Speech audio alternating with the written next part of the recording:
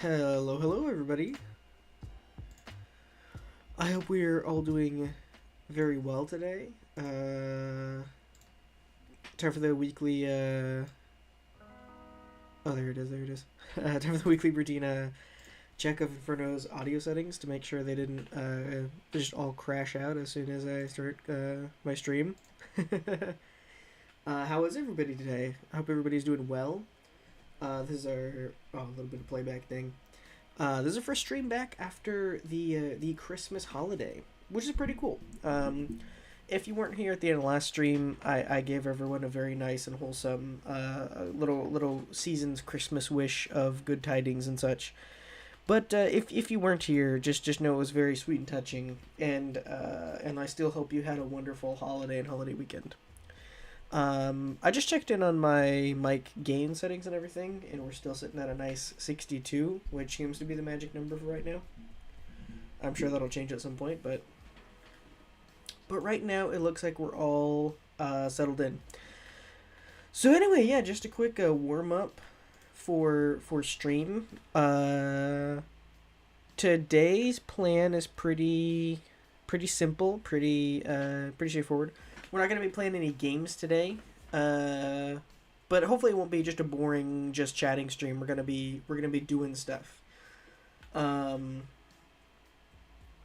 what did I miss? If there was anything I missed, no, Kara, you're just in time. You're just in time.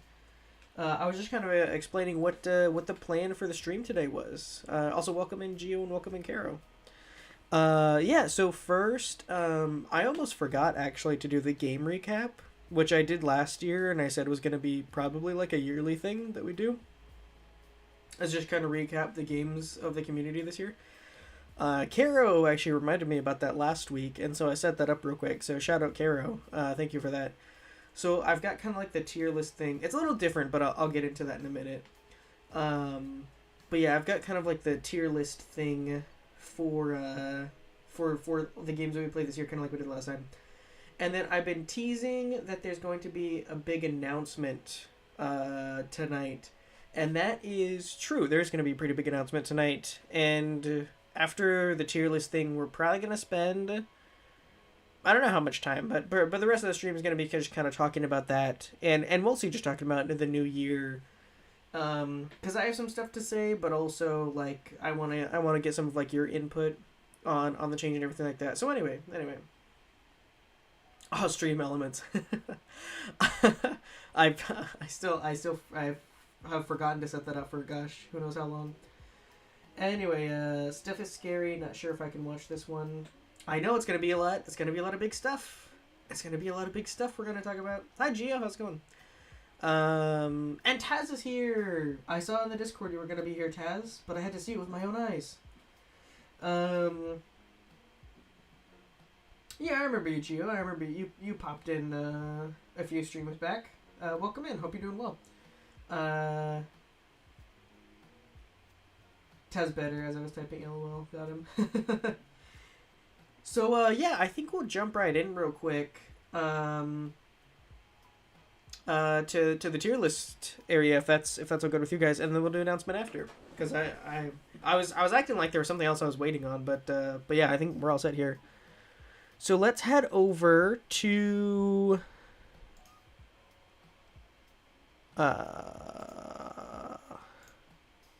there we go. Perfect. I got it pulled up. So I don't remember what my like tiers were last year. I feel like I had more than the default 5. I did them a little bit differently this year, because first off, I'm not including any games we already rated last year. I figured they'd be kind of redundant, and we already talked about the games that we rated last year. So all the games on today's list are games that we played this year, but did not play last year. That's all the games on the tier list, which was actually a little bit more than I thought. We played a few more games than I thought we had this year that we hadn't played last year, so that was pretty cool. I was happy about that. But because this year was a lot more focused on like small developers and like indie games and like stuff like that, I didn't want it to just be like an S to F tier list. I guess I wanted it to be a little bit more like uplifting or like constructive. So the tiers for today are good, which is just it's a good game and it's like finished, and I wouldn't change anything about it. The next one is update would be cool. So for update would be cool, like any game that's still in development kind of goes in there by default because it's not done yet. Or if a game is really really good, but like it's like, oh, this could totally use another level, or like, oh, this could totally use like this one other thing though. It's not a bad thing. It's just like update would be cool. Like, yeah, let's this you've got something good here. Let's keep going. Fun concept is pretty self-explanatory. It's like, yeah, fun concept. Like that's that's what it is. And then we get I guess a little lower. Has some bugs, no worries. It's just like it's still a good game. It has a few bugs to be patched, but not a big deal. Lots of games have bugs. It's a good game. Just wanted to recognize it's a little buggy. So that's not even a bad one either. And then it's a game is like, well, it's a game. So anyway. Yeah, tier list time. Oh yeah, Gio, I forgot that you tuned in the survival games. That's been a long time ago now. I forgot that it was that long ago that you tuned in for the first time. Glad you're still here, Gio. That's awesome. Got some sparkling water for the stream. Oh, sparkling water sounds good. I actually did get myself a real cup of water. An actual cup of water so that I can stay hydrated today. Probably not as cool as your sparkling water, but you know it is. So anyway, I think we're going to get started. These are in no particular order. I was just kind of working backwards with all the games I could remember we played this year. And again, these are uniquely this year's games. Let's start with like the AAA or like studio-ish games first and work our way down to smaller and smaller games. So the first game I want to start out with, let's just jump right into Astroneer. Astroneer, I think, is a solid, good game. I think I only played this game once on stream, and it was a little bit difficult for me to pick up on stream, just because the pace was ever so slightly different from the other stuff I've done, and it didn't have like an enemy or like something like as like pressing, so I didn't like quite get it. I wasn't sure like which direction like to go. But then I actually ended up playing it with somebody else for a little while off stream, and I've played it many times since then, and like it's a game that like I get now. I didn't get the vision before. Now I feel like I get it. And Astroneer has become, even though I started playing it on stream, but off stream is where it really became a game that I really, really enjoy. I really like space and survival and exploration. So this idea of being like a limitless little astronaut, just kind of, running around and making the most of your resources, and getting to explore a world that I think is simple but like really fun. I think the pace of it is really good. I still haven't gotten very far into the game, but I've spent a lot of time just running around into different mines and setting up oxygen lines and trying to power different things. And so I'm a very casual enjoyer, but it's a really good game. And now that I've kind of like taken some time to understand what it is, it's definitely a game I would recommend playing if you've never picked up Astroneer before.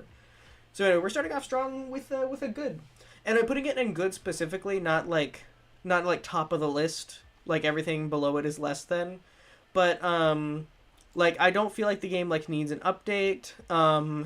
It doesn't have a lot of bugs. It's more than a fun concept, I think. It's what I would consider a finished game. Like I don't feel like the game needs to be altered or patched or anything like that. I also have water, but mine is in a big metal bottle. Oh, I hope it doesn't taste like metal. That's hit or miss with me with metal bottles. If the bottle tastes at all like metal, I can't do it. By studio, you mean a game made by a team of like a few people or more? Yeah, I guess not like yeah. Yeah, because I guess I don't really know if Astroneer is like AAA. It's just like a well-established game on the Steam store that I would think of as like, I would assume a studio made it. I guess I really don't know a ton about the developers of all these games. But for example, like coming up, we have like Moonshire, and I know that was made by only Shalacade, and that's like one-person passion project. And I have like a Game Jam game that was like made for a Game Jam. Stuff like that I'm pushing further on to the end. But yeah, good question, Caro. That because that was probably unclear. Astroneer is an indie. I actually didn't know that. That's pretty cool. Are we going to rate the Minecraft one? I don't have Minecraft on there just because I don't even know if we played Minecraft this year, but we definitely played it last year, and these are all games that we only played this year. So anyway, yeah. There's really nothing else to say about that. I feel like I said everything you can say about Astroneer. So we're moving on to Don't Starve Together. Don't Starve. I haven't played Don't Starve. I've only played Don't Starve Together, but I've heard that they're pretty similar. There's not a lot of differences, and then the big one is that Don't Starve Together has multiplayer, which I've yet to try out yet, but I would like to sometime. Don't Starve Together, I think that also gets like a solid like good. I can't think of anything I would like add or anything. I haven't really encountered like a lot of like bugs. This was another one that it took me a little bit to pick up, maybe like half a stream's worth to pick up. It's definitely like a little bit more intense in that it's like it's not a game that you just like pick up and like the first time playing like Minecraft, right? Let's go with a very universal survival game. You might fight some enemies, but you figure out how to burrow or build a simple house or like something like that. With Don't Starve, you like starve to death or get eaten or you get stranded in the dark or something like that. It's a very punishing game, and you do multiple runs almost like a speedrunner. But instead of trying to do it fast, you just try to survive as long as possible. I think that gameplay loop is really unique and really fun. And once I kind of like got the core mechanics going, and especially last time I played it on stream, I was really proud of the progress I made, and I really felt accomplished for like every second of the game that I wasn't dying. And I think it's easy to make a hard game. It's easy to make a game that's difficult, but it is difficult to make a game that the player enjoys how hard it is. If you put up a game and you just die over and over again and that's it, no one's motivated by that. But if you die over and over again and every time you're an inch closer to something exciting or something fun, then it's like, oh, I bet I could get a little further next time. And it like kind of starts at like adrenaline rush and like that like, oh yeah, like I can do a little bit better. I think that's what makes this kind of game fun, and I think Don't Starve Together executes it very well. That reminds me of when I killed Inferno in Minecraft while recovering from my wisdom teeth being removed in Minecraft. Good time. I forgot about that, yeah. It's been a long time since we've done Minecraft. I really don't have a great memory of the Minecraft streams. I remember the, oh, whoops, I started scrolling through my tabs here. I remember the Minecraft stream was a pretty crazy day. I think it'd be fun to do something Minecraft again, but I want to have a different, more unique idea going into it next time than I did last time. But anyway, yeah. So those are I guess the only two on here. Oh wait, there's actually one more I would consider like a studio game. This one's definitely different than the other two, but Star Fox 64. Star Fox 64 was one that I was not on my radar at all until Taz recommended it. So shout out Taz, thank you very much.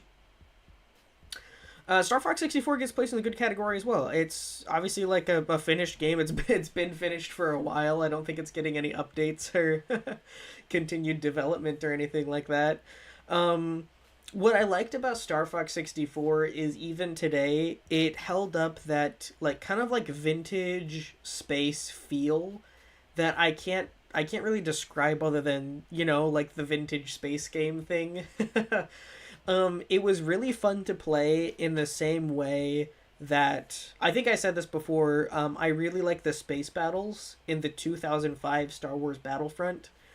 And there's something about that kind of like almost low poly spaceship, but not like modern, like clean low poly, like old kind of grungy looking low poly with some like blurry, almost pixelated like textures.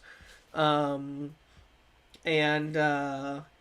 yeah, some like, very simple, almost like janky, like spaceship movement. I don't know, something about that. There's something about that era of like spaceship game that I just really, really like. And I don't feel like I even played that many games of that era. For some reason, it just really makes me feel nostalgic, though. And it's something that I really enjoy. And I think I've said this a little bit before, but it's one of those games that, like, I would not be disappointed at all if a studio made a game in this style with that kind of gameplay, like today. Being like a big studio or like a small indie or like whatever it is. Um, I think it's a style that like really holds up, which is why I enjoyed playing it today. And I don't think it's a style that should be abandoned or forgotten. I think it was really fun.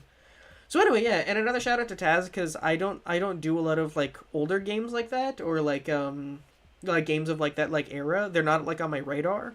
And I had a lot of fun playing that one, and I would have missed out on that if Taz hadn't pointed that out to me. Um, the only AAA game on here. Yeah, I wasn't really thinking about that. I guess. Yeah. I think sometimes I am part of the audience that just like thinks like, oh, if it's like a really polished game, it must be like AAA, and I forget that like indies have come a long way, and that there are a lot of like indie game devs or games that started a lot smaller than they are now. Um, and so I just kind of like throw big titles together as like, oh, like AAA. Um, but yeah, a lot of them are indies. I need some of that water. My gosh. Um, oh, I remember having to stop it because I was in pain in reference to the Minecraft survival games. That's crazy. Yeah, I totally forgot about that.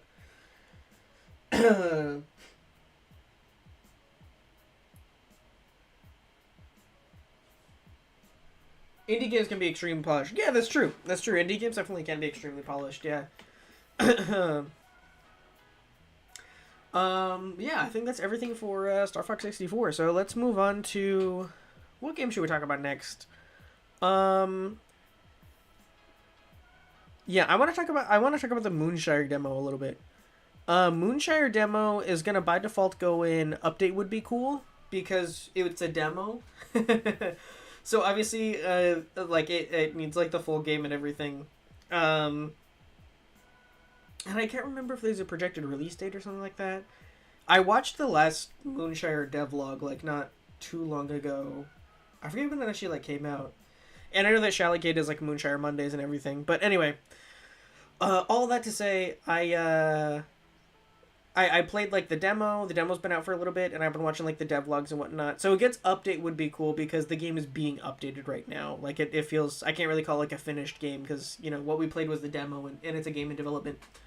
But what I really like about Moonshire is I feel like Moonshire has a really clear vision. I have not played a lot of games like Moonshire, but when I booted up Moonshire, I felt like I knew what the game was when I got into it.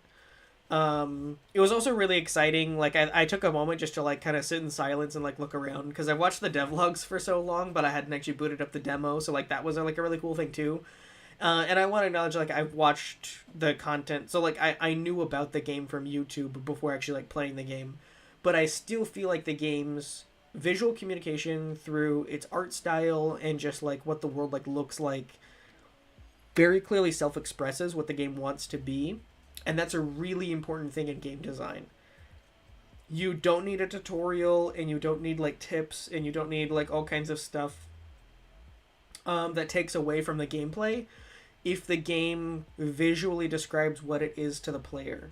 And I think Moonshire did have a couple like tips and whatnot. Like it was like, oh yeah, you can like destroy these weapons to heal, and if you would like combat things, and that's not what I'm saying. Like that's really like fine, but I feel like there are a lot of games that end up being too tutorial intensive or just unintuitive because the game doesn't communicate what it is. And one of the best ways of communication in video games is just visual communication, right? When I look at Moonshire, I kind of know the I kind of know what the game wants to be and what the game is like trying to be. Um, and yeah, I think that's really cool, and I'm really excited to play the full game. I need to play the demo more because I didn't even have time to finish it on stream.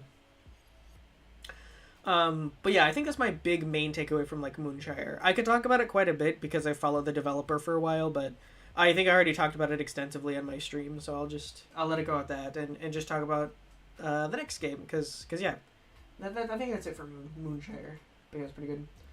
Caro, you played it. I think it's good, but could use some polishing up. Sure, yeah. If you have more like feedback and whatnot, like that's silly. Like what any areas in particular? Invisible tutorials and less hand holding. As areas where it should be polished, or just those are good principles of game design. I don't know if invisible tutorials is an accurate term, but sounds good. I think an invisible tutorial is a good term. I talked about this a while back. I don't think it was on stream. I think I was just talking to a friend. But I was saying something like, the best tutorial is just a really good level 1. If you can make the player feel like they're just playing the game, but you teach them the mechanics of the game by the way they need to play the first level, you skip the tutorial, and I think you end up learning it a lot more intuitively. And it's just more fun to click on level 1 than click on tutorial, you know? That doesn't like universally translate to every like kind of game, but I think you kind of get what I'm saying, you know? It was a response to you talking about tutorials. Okay, gotcha, yeah. Yeah, and yeah, then I agree totally, Caro. For sure. Who's ready for the new year, and what are you guys going to do on New Year's? I don't know what I'm going to do. Well, actually, I'm going to hang out with some people and watch some movies on New Year's. So I guess I do know exactly what I'm going to do on New Year's. And then I'm going to talk a little bit more about what I'm going to do for the new year coming up a little bit. My main complaint about the game was cliffs. Remember them being a bit annoying. Oh, okay, yeah. Yeah, I remember a little bit about the cliffs. I didn't think much of them other than just like tile map object, but yeah, I mean that's something I would definitely think about next time I play. Alright. Also, I apologize if I sound a little bit different today. I think I might be coming down with a cold, so if I sound a little bit weird, my apologies. Alright, next one on the list, let's jump into the 12-slot saloon. 12-slot saloon is gonna, again, kind of by default, go into the category of update would be cool. Update would be cool for 12-slot saloon.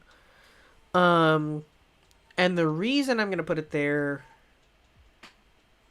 Hold on, is my computer not plugged in? Hold on. It is, right? Sorry, I just got really distracted. It doesn't usually have the... It is plugged in, though, right? Okay. Sorry, I got a little icon that scared me on my laptop because it looked like the battery was, like, draining. Okay, yeah, it says plugged in. I don't know why it says the battery's not full. It's plugged in. I don't get that. Anyway, sorry. I didn't want stream to crash because my battery died on my laptop.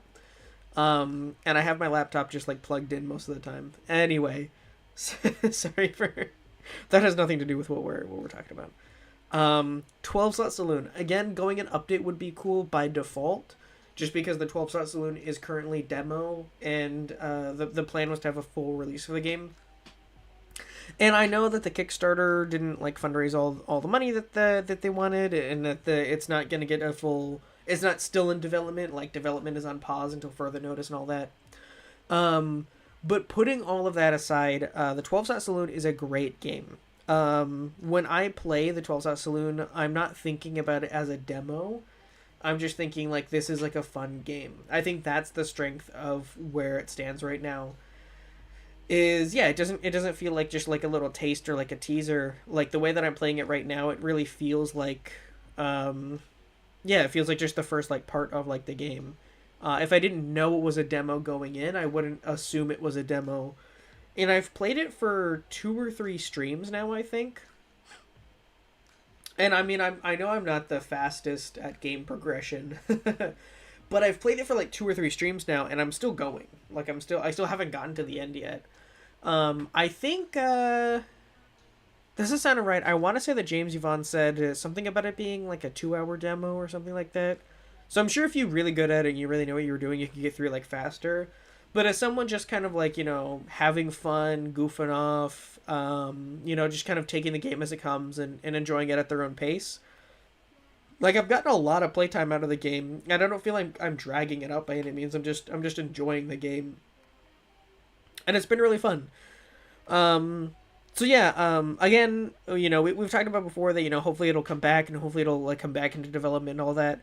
But I don't kind of want to talk about that because like I just want to kind of judge the game for where it is right now, and I think the main strength is given the fact that it is a demo, and it's not like a full game. It still has that finished game polish. If I didn't know it was a demo, I would just assume it was finished and talk about it as a finished game that I would like to play the rest of sometime. So yeah, I think that's pretty much everything I want to say. I think that's a good representation of 12 slot. I think the platforming aspects mixed with the Undertale style combat was pretty cool. Yeah, that's the thing. It's got a lot of little fun pieces of other games. Like you can see inspiration from like Undertale and like you said platforming. I know there's some inspiration in Pokemon Mystery Dungeon. But at the end of the day, it takes all those elements and combines them in a way that's really original, right? It's kind of impossible to have a game that doesn't take elements from like other games. And pretty much every game is in a genre. And I know the game got a little bit of like bad feedback because people, said that it took too much from like other stuff. But I think that's a bad representation of the game. Every game is going to take inspiration from something, and for what 12 slot took inspiration from, I still just felt it was really original. And I enjoyed it quite a bit. I'm still enjoying it now. Also, Rope Cutter cutscene was... Oh, yes, the cutscene. Yeah, cutscene was peak. Yeah, it was awesome. So yeah, that's it for that right now. Let's go to... next I want to talk about Stranded on a Raft. Stranded on a Raft is going to go in... Has some bugs, but no worries. Specifically because we played the multiplayer. I've played the single player before, and I should have done like 2. Single player is an easy good, because I played single player, and it works pretty well from what I can tell. The multiplayer has some bugs, but I don't think that's an issue with the game. I think it's just because of how the servers that we used. I think just because of how they're set up on the GDevelop Games like website. Anyway, so because we played the multiplayer, and the multiplayer did get pretty buggy at times, I want to put it in like, has some bugs but no worries. But the big thing is, no worries. Because it was really fun, and I'm pretty sure this was made by one person. It's made by, I'm blanking on their name. I think it starts with a V. I've looked at like their YouTube channel and their itch.io page before, I think. Is it Victress Games? That sounds familiar. I want to say it's Victress Games. I'll have to look at that up later and fact check myself on that. For right now, I'm just gonna say I'm 99% sure it's like Victress Games. Made Stranded on a Raft. So yeah, it's just made by like one person, and yeah, I mean, obviously, like it takes inspiration from some other like survival games. There are some other like survival at sea type games, but I just thought it was really fun. It was a really cute style, also really ambitious as like one person to try to make it multiplayer. And again, bugs and everything included, they did succeed in making a multiplayer. And I've played the multiplayer with like one other person before, and it doesn't get buggy, I don't think, when you just have like one person. But yeah, it's like pretty fun. This is a game I've just genuinely booted up in my free time just to play for fun, because I thought it was like a good game. And I don't know a ton about Victress, but I've looked around at some of their stuff. I really think it is him. I'm pretty sure it's Victress Games. I'm pretty sure it's them. I've looked at a few different GDevelop devs, and I think I might be mixing them up. But anyway, I know that I looked into the dev for this one and some of the other devs for some of the other big GDevelop games. And they're all such talented people, and I really enjoy seeing what they have to make. So yeah, I think that gives it first round on Raft. And I don't want the bugs to be a negative thing. I have to acknowledge that because we did encounter some bugs when we played this all together, but that was a lot of people. I think it was a little taxing on the website, which is okay. And it was still honestly just a fun time. It was a good game. I wonder if it was fixed since we last played. I don't know. I would assume that probably if you played with like 2 or 3 people, it would still be fine. And if you played with, however, I think we like maxed out the server limit with like 6 or 8 or something. That's like a little too much. So, also, why do you have a game engine on the tier list? LOL. Oh, that was supposed to be at the end. I was just gonna say, or not at the end, but at some point, I wanted to just shout out the other G developed games that we like played because we played like a bunch of them, and I wanted to just give. Like some of them, like I only booted up for like a couple minutes. I didn't really like dive into, so it was gonna be like a catch-all for like, cause I did like a main focus on like G developed games for a while, and that was just mainly representing like the G developed games in general. I guess I should have explained that because it does look like I just put an engine on there, but yeah, I'll save that for the end. We'll talk about it later. I'm gonna mute real quick because I have to blow my nose and get a drink of water. So I'm going to be right back for like a couple seconds. Caro, you take it away. You can entertain chat. Stream is yours for like 10 seconds or so. One sec.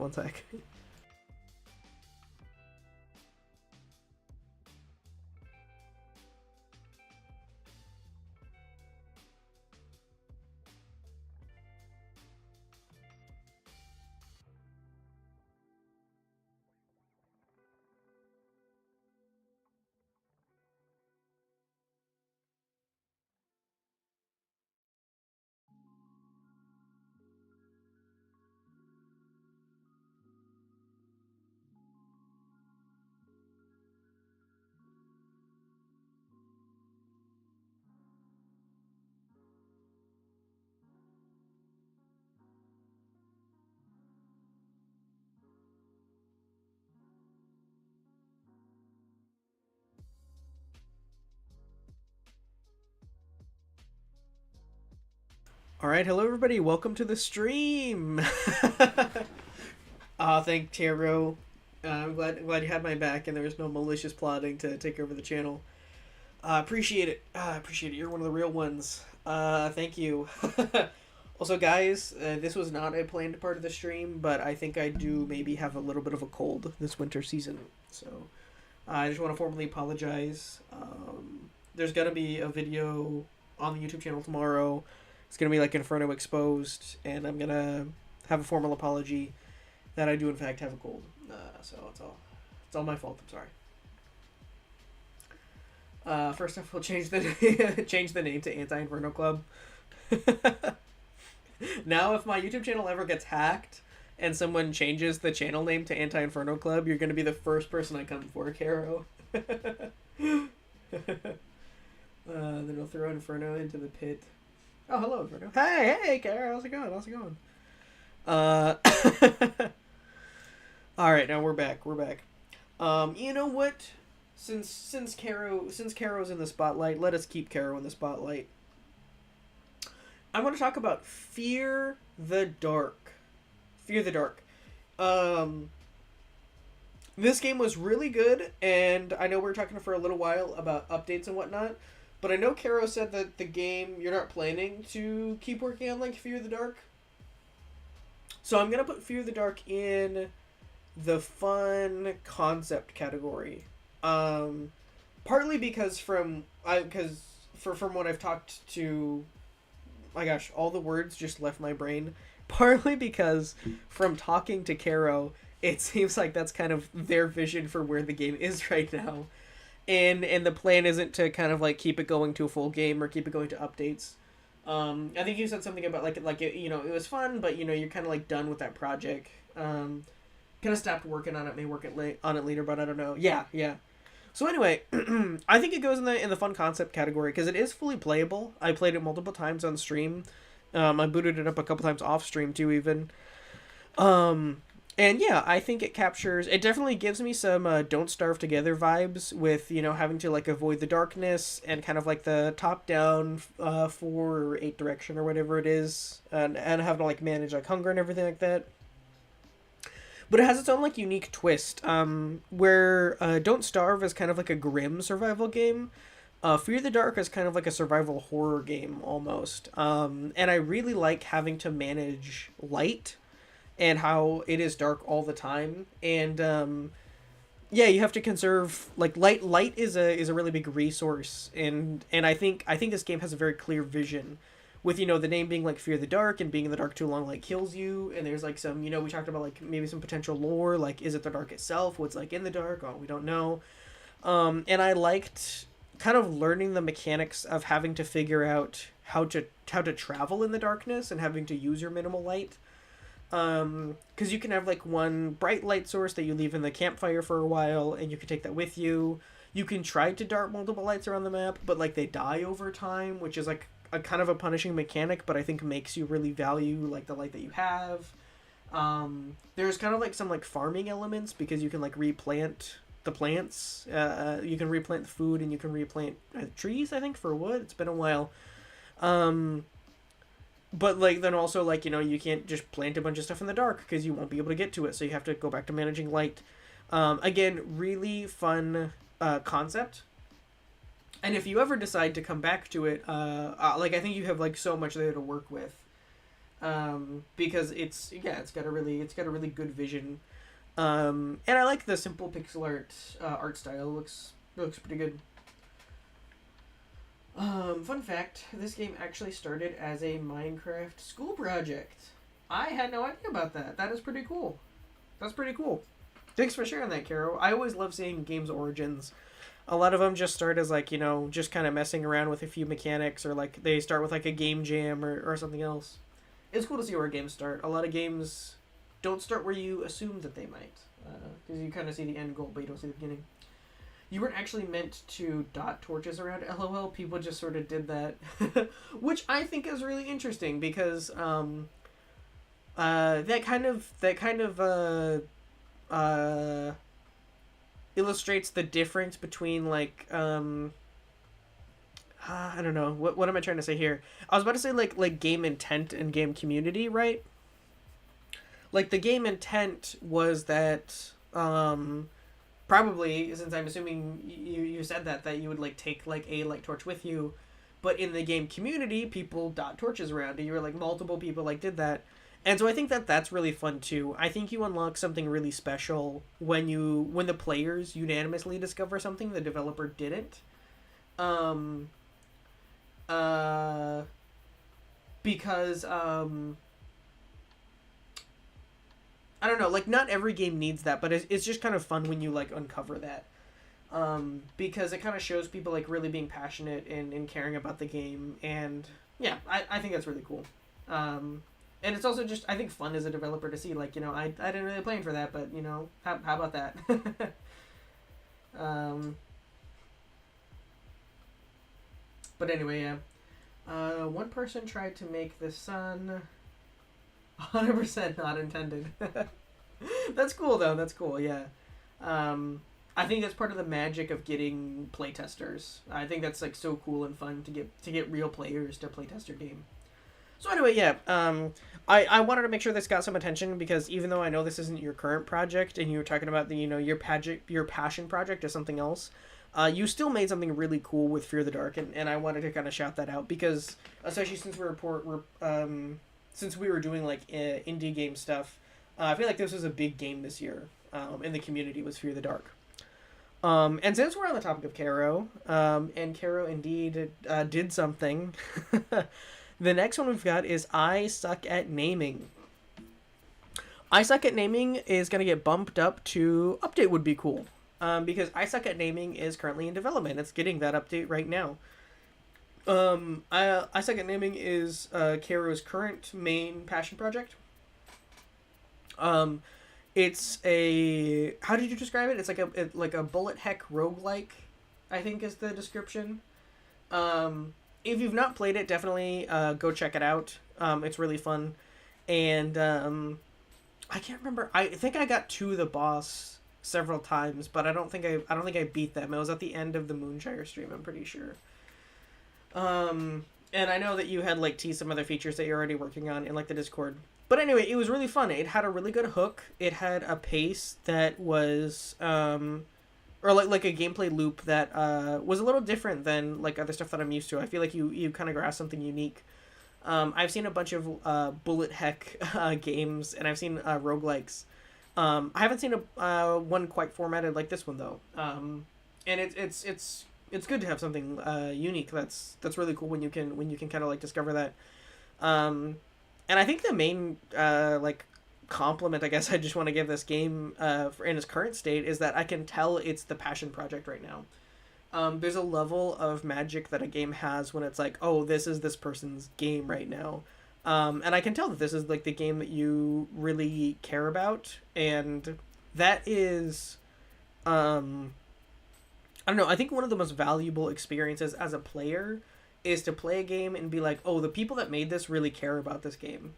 There's almost no worse feeling than booting up a game, having fun, and then getting to a point where it's like, yeah, the developers just gave up. They don't care. It's, you know, it's like, oh, dang, like, this would be so good. It just needs, like, a little bit more, like, love and attention. When you boot up a game that's like, oh, this is a fun concept, and as you're playing it, you can tell, like, oh, this is being worked on. This is being crafted. There's someone out there right now that's, like, excited about making this and adding on to this. I think that is one of the ways you get really excited as a player. And so yeah, you're doing a great job with this. And I'm really excited to follow the development of this game all the way into next year and hopefully talk about it in its current state next year when we do like a little game breakdown. Bullet Heck Rogue Light. I got it a little bit different. Deltarune and 12 Set Saloon were huge motivators and inspirations for it. I love games like that and wanted to make something like that. Yeah. And I think this is another good example of it's totally fine to take inspiration. You can still make something unique. I think way too many people feel like taking inspiration is stealing. We're all pretty chill in the game dev space. Unless you're actually stealing stuff or you're actually like, trying to take stuff from like other people or just making a bunch of like really like cheap reskins. There is so many areas where you can take a pretty specific concept and give it a twist, and that twist makes all the difference. And then you have something unique. And I think more often than not, the person that made the game you're taking inspiration from will just feel honored that you took inspiration and you found something unique to make. And I think that might end up being like a fan of like your work as well. So anyway, there was a little bit more of like a game dev rant almost, but yeah, I think that's everything I want to say about that one. Next, I want to talk about. Oh yes, this was. Oh, I'm blanking on the name, and it's really small. Hold on. I have to pull up the image I'd saved. Strife of Vengeance. Yes, Strife of Vengeance. That's what it was. Next, I want to pull up Strife of Vengeance. I'm going to go ahead and put Strife of Vengeance. So I think an update would be cool. I do think an update would be cool. I'm going to go ahead and I'm going to put it in good, though, and I'm going to explain my reasoning for that. Strife of Vengeance was one of my favorite games from Jamsepticeye. It was the game jam I talked about a ton that was being put on by Jacksepticeye and Ducky Dev. It was really, really big. A lot of stuff happened, a lot of submissions. And one of the games that I stumbled upon and just really, really liked was Strife of Vengeance.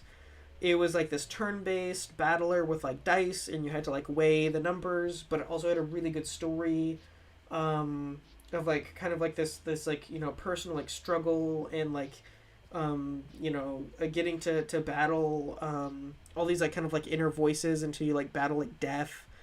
So many really good stuff happening, and the fact that they were able to do that in like half a week is like crazy. I would say update would be cool because if they had like an art update or just like an overall like polish update, just to give it like a little bit more like over the edge. I think that would be awesome. I think it could be like a big game if they just did that. But at the same time, uh, I don't know if they're ever gonna do that. I think the game might just be the way that it is, and I'm happy with it the way it is. It's a game that I would boot up and play again without that update. And if it never gets an update, I don't think of it as like an unfinished game. I would think of it as like a finished game the way that it is. And I think the story and everything and the addictive gameplay loop really speaks for itself, and it really doesn't need any more. So it's tempting to put it in update would be cool because an update would be cool, but I don't want to give the impression that there's anything incomplete about it. I really enjoyed Strife of Vengeance in its current state, so I think I want to just keep it there.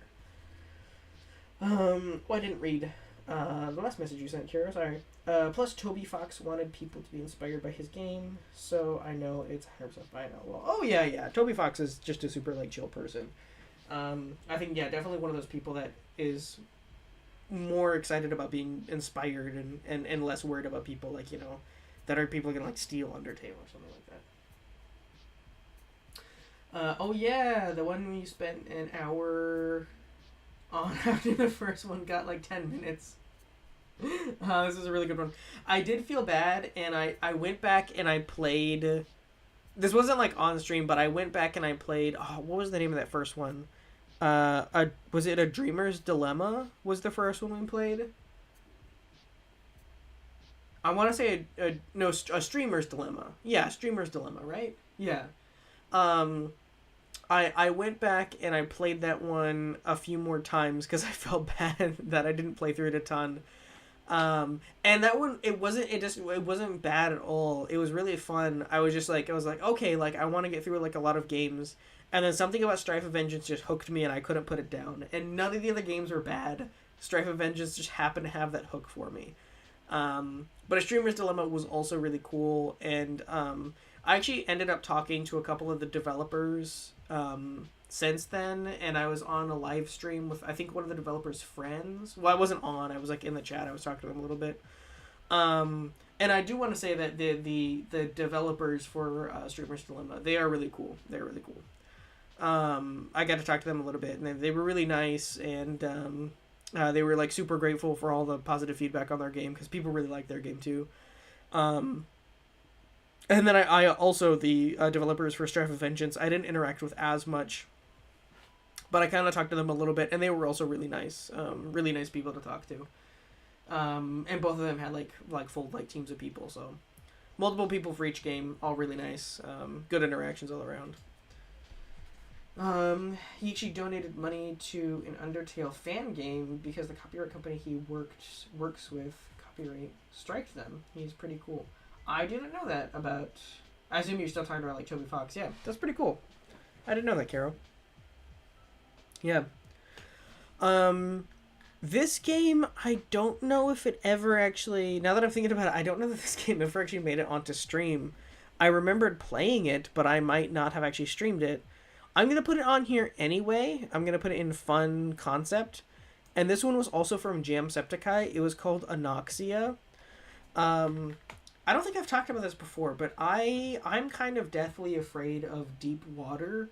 Specifically the feeling of being underwater or confined underwater, or like being in like really open, dark, deep water, like at nighttime, or just like deep water in the cold, or like any of that. It like sends like a shiver down my spine, kind of. I always thought that was like normal, and then I talked to other people that were just like really chill, like, dude, it's just like water. But like the thought of being like deep in the ocean or in the middle of the ocean, or like deep sea exploration stuff, I cannot do it. Openless voids of dark water in every direction. I feel like something's coming to eat me or grab my legs and pull me down. I just have that like irrational like fear, and like it's so like open, like there's nothing to like hide behind in the water.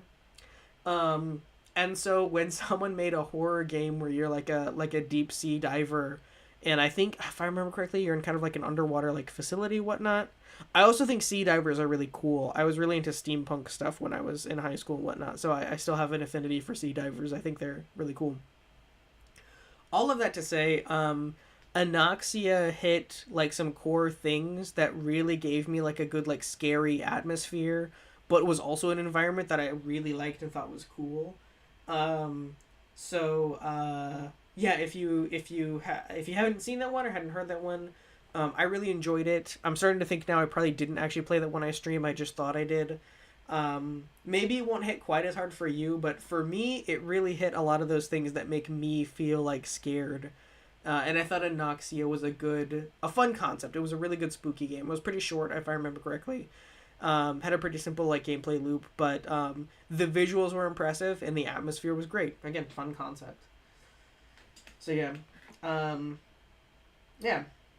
Undertale slash Deltarune Music has a problem with their publisher or whatever for being really strict with their copyright. I didn't know that. That's interesting.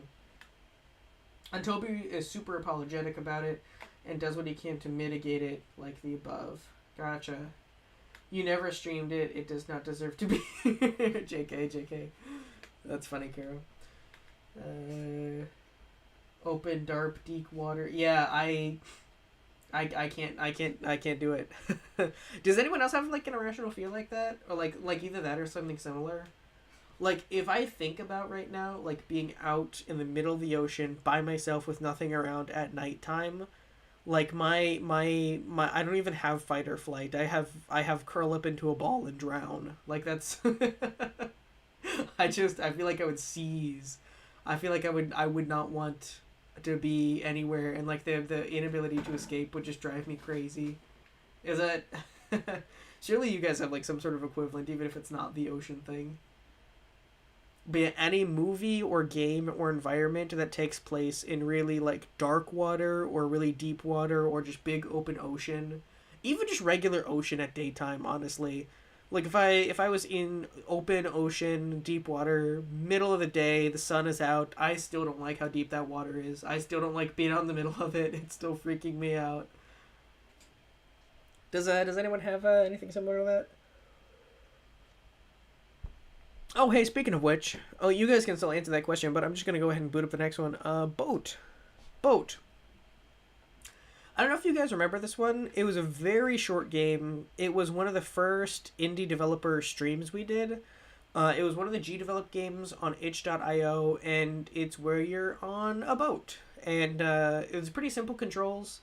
There's like a button to turn the motor on and off, and then like something else to steer the boat. I don't remember exactly. And you have to cross some scary water while some monsters chase you, and eventually you get to the shoreline. Again, very simple game. I think the whole thing takes place, maybe there's like a minute of gameplay. If I'm not mistaken, I think this was for a game jam. But again, I thought the environment and atmosphere was like pretty cool. And yeah, it was very short, but it was like pretty solid. So I think it's fairly deserves the fun concept rating. I think for me is the unknowns, was the unknown creepy stuff. Sure, yeah. Um, I don't know if this is exactly what you're talking about, but I know a lot of people like say that suspense horror is the best horror. If there's kind of something scary in the movie, like it's automatically less scary as soon as you see it, but the suspense of not knowing what it is like scarier than actually like seeing the monster. Um, and I think that can definitely be true. I think if you use the unknown really well, sometimes the unknown and like just knowledge that there is a monster can be scarier than an actual monster. I relate to that, but it doesn't send a chill down my spine the way that deep water does. Anyway, moving on. Office Disorder. This was a really silly game. It was like a pseudo horror almost. uh, and it was about like your boss being really mad at you for like going home or something. I don't remember everything exactly. I just remember it got a good laugh out of me. I thought it was pretty funny. I think it was made in G Develop. It was one of our earlier indie dev streams. Um, Anyway, I remember it was like, yeah, it was kind of like comedy horror. Like it was like a horror game, but it wasn't really that like scary. It was more like, this is like kind of funny. And yeah, I remember like running around the cubicles with a flashlight while your boss is chasing you for getting off work too early or something like that. Um, and yeah, it was a fun one. Again, it was the one that I played on and off stream just because I thought it was pretty funny and entertaining. Um, and yeah, that's pretty much it. Can't say much more about it. This is. Oh gosh, I just had this pulled up. I'm blanking on the name of this game now, and it doesn't have the title. This one is. Oh, it's slime something. Do I not have the title pulled up? I thought I had the title for most of these pulled up. Maybe I. Oh, do I not have? Dang, what is this game called? It's something slime or slime. Okay, I'll have to pull. I can't remember the name of this game. But I remember we played it, and it's a really simple like slime platformer. It's not very long, but I remember it being fun. I remember having a few like cool mechanics of just like there's a few simple jumps at the beginning, and then I think there's a mechanic later of like some long jumps and like building momentum and like sliding and whatnot. It seemed like it was pretty complete to what the developer wanted, but I'm going to put this in update would be cool. Specifically because I think like I think if you take the everything that the game is as like a demo and you like doubled the amount of levels, I think you could have like a I don't know, like a more full game, I guess. I just feel like they started a lot of stuff in like the level design and everything, and by the end I felt like yeah, it'd be cool to play more levels. Um, yeah, so anyway, yeah, pretty short and simple explanation, but that's why I think I want it an update would be cool. Um, yes, you remember Kara. It had an Undertale reference, which is good. Yeah. Um, yeah. I think it was really good and fun. I can't remember. I had like a list of like games that I wanted to shout out, like from here, like pulled up, and I thought it was on there. I don't know why it isn't. But yeah, it's like slime something or something slime. I'll try to remember it later. It wasn't a developer that I think we really interacted with at all. It was just like a random like game that I found. But anyway, pretty fun. And it was a game that we played this year, so I wanted to throw it on. And then yeah, like Kara said, yeah, this is I guess this is like unintuitive because it looks like it's just the engine. But what this was supposed to be is we played a lot of other G developed games. Like we played, gosh, what was it? The Arrows one I think we played with like the Knights. There was like a jumping one that was kind of like a platformer, but it was like you could like fall all the way to the bottom. We played a Pico Park like game. I think we might have played the FBS game maybe. There was one, it was like the Powerline Guardians I think we played. There was a bunch on here that only got a few minutes of attention, so I didn't want to go through and individually rate all of them. I just wanted to kind of say like we spent a lot of time on GD.games and with other like G developed games, and a lot of those games fall I think generally into like the fun concept category where we booted them up and we played them for like a little while, we had some fun, and then that was pretty much the whole thing. Um, and yeah, this is just kind of like a catch all for all the games that didn't get a spot on the list. So anyway, yeah, this is a little smaller. I think we had a lot more games last time, but we still ended up having plenty of time to talk about the games and to chat and discuss. And thank you to Caro for reminding me to do this because I kind of forgot about this entirely. I kind of forgot that we did this. So anyway, if you are all ready, in just a minute here, I think we are going to come to the announcement part of the stream. Announce, explain, we'll have a little bit of discussion, and then we're going to close out for this year. So is everybody ready for the big announcement? That's very big. I've been trying to get you guys ready. I've been kind of like teasing that there's going to be an announcement coming. I think every stream in December I've said something about it. And now that we've done the tier list, it's officially that time. Oh, also, did my music run out? I didn't even realize when that happened. Yeah, out of music. That's fine. This is a serious moment. We don't get any music. Um.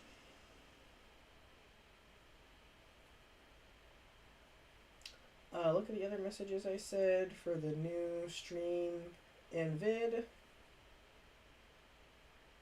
or stream. I'm not sure. I'm not sure what you're referencing, Geo. But if I missed a message of yours, you can definitely just like send it again. Cause yeah, I don't think I saw if you had an idea. Anyway, so yeah, here we are. You guys ready? The big announcement that is going to close out this year and be the big start for next year is that today, right now, is the last weekly stream for Inferno Studios. Now hold your horses real quick. This does not necessarily mean that this will be the last stream ever for Inferno Studios. I don't know when, but I'm sure we'll be going live again at some point. And this decision is it's not just a last minute thing. I've been thinking about this for a while, and I have a lot to say about this. But for going on a year and a half, getting almost, it'll be 2 years this spring. But there has been a stream every week with just a couple breaks. I took a couple summer breaks, and then I think there were a couple breaks for like illnesses or like holidays. You know, I take a stream off every now and then. But for the longest time, it was every Wednesday at 7 p.m. And then for the last little bit of this year, it's been every Monday at 7 p.m. And it's been kind of like the staple of this channel. And for anyone who watches me today, I feel like all of my current audience was not here for the video era from before I started streaming. Everyone is kind of here from streaming, right? Which is why this change is pretty big. But I think it's going to be pretty good. And so I'm going to explain why in a minute here. I'm going to open up a Q&A real quick. Let me go over to chatting. I'm going to open up a Q&A real quick because I just kind of want to get all my thoughts out all in one go. But I don't want to talk over your questions. So if you guys have questions, you can leave them in the Q&A. And then I will make sure to get to everything that everyone says after. But I feel like it's going to take a while if I go back and forth and answer questions as I'm explaining. So I'm just going to kind of go through why this change is being made and what the next year is going to look like all at once. And then we'll come back. Start Q&A.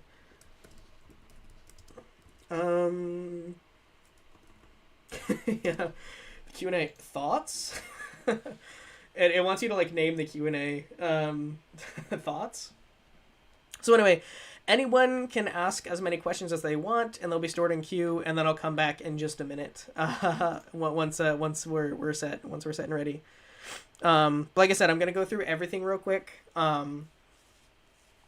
Probably a lot of information in just a few minutes, and I'll try to get through as quickly as possible so I can get to your questions. Since it's announcement time, I'll look at the Discord later. You can, if you've got something pertinent to the announcement, you can leave a question or something, Geo. But anyway, oh yeah, here we go.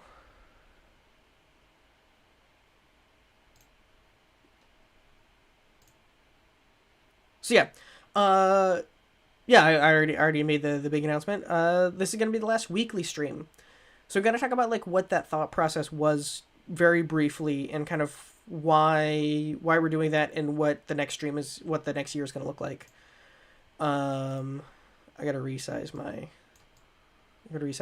OBS sources. All right, there we go. It's a little clipped, but it's good enough. All right, so this is where the channel started real quick. The reason and in what I started doing on YouTube at the very beginning of doing YouTube was because of Minecraft. I started my channel in 2020, and at the time, my vision only had two things. It was playing Minecraft and making Minecraft videos. I didn't have any aspirations to stream at the time, and I didn't have any goals or visions to do anything other than Minecraft. It was kind of the most basic, bland template of like what you can want to do on YouTube.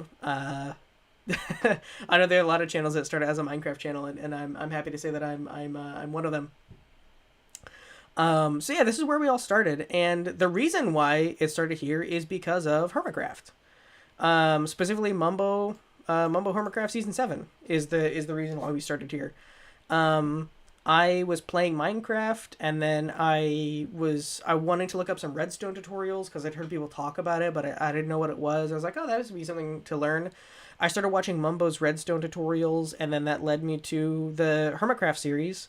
And once I found Mumbo's Hermitcraft, I found all the other hermits, and then my interest in Minecraft survival gameplay just kind of like blew up. I still don't have a really clear vision of what I wanted to bring to the Minecraft table on YouTube, but I still wanted to do something. I was watching like this video, and I don't know, there was just something like magic about it when I was watching it. I just loved the energy that the hermits had on Hermitcraft, and this is really the vision that I had for the channel at the time. And so still in making videos, still in doing Minecraft. We can go back and look at the beginning of my video again real quick to kind of see where we started and what the roots were here. Hey there, I'm Inferno, and today I'm going to show you how to play the Minecraft. There we go, and then the animated intro, loud music. Man, I was so happy with that animated intro. I genuinely put a lot of work into that. I thought that was really cool. Oh, and then that's the original channel logo right there. It's been a long time. A lot of things have changed since then. So anyway, that's the original vision for kind of like the channel. And then I did a little bit of streams over on Twitch. I didn't really, super get into it. And that was for like another like Minecraft project I was doing with like some friends. And yeah, I did a little bit of streaming on there. And then the reason why I started streaming on YouTube was because my upload schedule was kind of slowing down a little bit. It was hard to make videos as frequently as I wanted to. And I really wanted to do YouTube, but I just didn't have the stamina to record and edit and everything as much as I wanted to. And I was really excited about the release of Star Wars Battlefront 2, the Classic Collection. It was a re-release of one of my favorite games. So that's why I started streaming on YouTube. It's part of why I've never done Twitch, is because the vision has always been the YouTube channel. I was never super interested in Twitch. I've just always been more of a YouTube guy for no particular reason. So even though I wasn't doing videos, I decided to start streaming on YouTube because it was still a way to kind of like grow and build my YouTube channel. I still felt like it was all in one place. And I don't know, something about this game just really inspired me to rediscover, I don't know, my pure love and joy of gaming, I guess. And I really enjoyed this. It was really a lot of fun. And yeah, the main reason I started streaming to begin with was because I wanted to be making something. I wanted to be doing something I was excited about and building my YouTube channel. But I didn't really have time to record or edit or any of that. And then a little while later, we'll come back to this, but I kind of like picked it back up and I did start making videos, and I felt like all these went really well. I was having like a lot of fun making these, and yeah, they were a lot of fun to make. And so after streaming for a while, I kind of did sort of pick it back up. And then last year I also set some goals. So I was talking about things that I wanted to accomplish in 2025, and I tried to pick and find the exact part of the stream where I said all this. But I remember some of my goals being that by the end of this year, I wanted to be known a little bit less as a Let's Play YouTuber and a little bit more known as a game developer. I was kind of like starting that mindset around here. And I tried to skim through to find it ahead of time, but I couldn't find where I said it. But at some point I remember saying that by the end of this year, not a full switch, but I want to be a little bit less known as a Let's Play YouTuber and a little bit more known as a game developer. And that idea has been growing and growing, as you may have noticed on the streams for like the past like year or so. And so that's kind of also influencing my content creation decisions. And then I was also kind of looking and seeing like, I've been streaming for a while. What were my biggest streams? And if you just look at the top 4 here of my most popular streams, they were all streamed like 1 year ago. And I think the most popular streams here, I think this is like the era where what I really wanted to do most was just stream, whether it was Let's Plays or whether it has, something else. I really wanted to just stream, I really wanted to just, just like do something. And I didn't really super care what it was. It was just enjoying like going like live. And I think I've now hit a point where not that I don't like enjoy streaming anymore, but there's so much other stuff that I also want to do and accomplish and create. And I guess my vision is kind of like shifted a little bit. I guess you could say on what I really want to do here. I already had this pulled up. I talked about this before, but yeah, I don't remember what I was gonna say here. I kind of had this all like scripted out ahead of time. But the where I was kind of focusing on Mumbo and like that kind of like Let's Play style, what I watch and what I do has kind of like shifted. And now the people that I watch are people like Goodgis, who is a game developer working on Dewdrop Dynasty, or Shalacade, who we've talked about doing Moonshire. I watch a lot of Brandon James Greer videos, who just does primarily like pixel art, but it's also working on Pedal Runner, which I think I've talked about like a little bit. It's this genre of creativity and making things, whether it just be pixel art or animations or games. This is what's really been captivating me more recently than the Let's Play stuff. I really want to get more into game development and also like making and publishing, I don't know, different artworks and stuff. And I've been doing that a little bit. I didn't have an itch page last year, and now I have an itch.io page. It's got 3 games on it that I'm really happy with. All of these are from Game Jams. And again, this is kind of more what I feel like I'm building right now. This is kind of where my passion project, I guess, is doing like the game development and also the art stuff that goes behind the game development. I made some really cool stuff. I got to collaborate with Taz who kindly did the music for Pickpocket. And this game was awesome. This game won second place in the Mini Jam 190. But honestly, just more than that, it was just a lot of fun. This was such an enjoyable project to work on. And ever since this past summer, I have really, really wanted to make an update to this game. I wanted to finally fix all the bugs. I wanted to polish it up and add a little bit more content to it so that there was like a little bit more to play. Maybe like a level system with actually a proper like, just like first, second, and third level or something. And the main reason why I haven't done this is because my free time to work on creative stuff is pretty limited. And I am working on most of my free time goes to streaming right now. Once a week I have about 2 hours where I'm not busy doing something, since I work full time and have other obligations. So kind of 100% of my free time goes into streaming. Which isn't a bad thing, because streaming is fun, but again, part of the reason why I'm deciding to take some time off from streaming is because if I have these 2 hours, there is just other things I want to be working on right now, like more Pickpocket or more other games. And also, there's just a lot of opportunity right now. I work with the GDevelop engine. They're just getting into like 3D is like really officially a thing here in the game engine I use. If you don't know, GDevelop has primarily been a 2D engine. They started rolling out some 3D features, but I think now it's like really, really like a 3D engine too.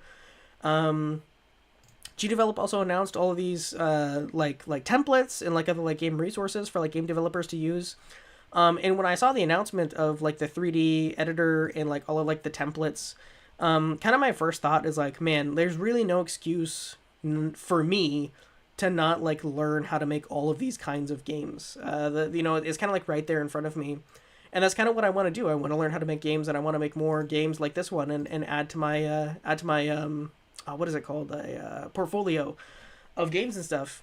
And all that stuff is right there. I just don't have the time, unfortunately. So anyway, going back to right now, time is on the channel, time is with the live streams and whatnot. And so I think I want to rededicate that time to a different kind of creativity, which would be making games, making art, and then making long form videos again. I really enjoy making videos, and if you look, my last video was a year ago.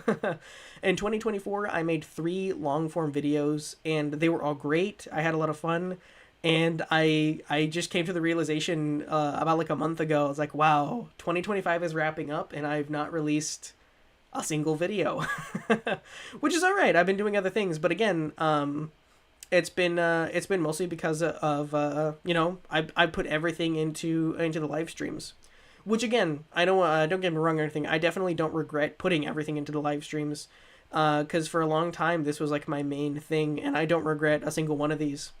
And there will be more live streams in the future. I don't know when, but it won't be like a scheduled thing. But I'm sure I'll go live again at some point. But yeah, probably the next thing you'll see from me after this live stream will hopefully be a full-length video or another short game demo or something like that. And I think for 2026, that's kind of how it's going to be. I'm kind of going to want to go back to my roots in a way, and go back to, those videos I was doing all the way back 5 years ago, be a video YouTuber again. But also, I think I've kind of exhausted what I can bring to the table that's new in the Let's Play space. So going back to my roots and making videos, but also picking up what's new for me in making these like video games. So yeah, I think that's kind of like the main everything of what I wanted to talk about here. Oh, and then I've kind of like, I forgot about this. I've kind of like tested out the waters a little bit here, and I uploaded a few shorts where I didn't even do a lot. I just did like a little bit of like pixel art. And these were hard to do because even though they're shorts, I barely had enough time to put them together. But if I had 2 hours of dedicated time every week, even if I couldn't do a full-length video, I could do a short here and there. And this was really fun. I like to have an excuse to just do some pixel art and post it in a short format.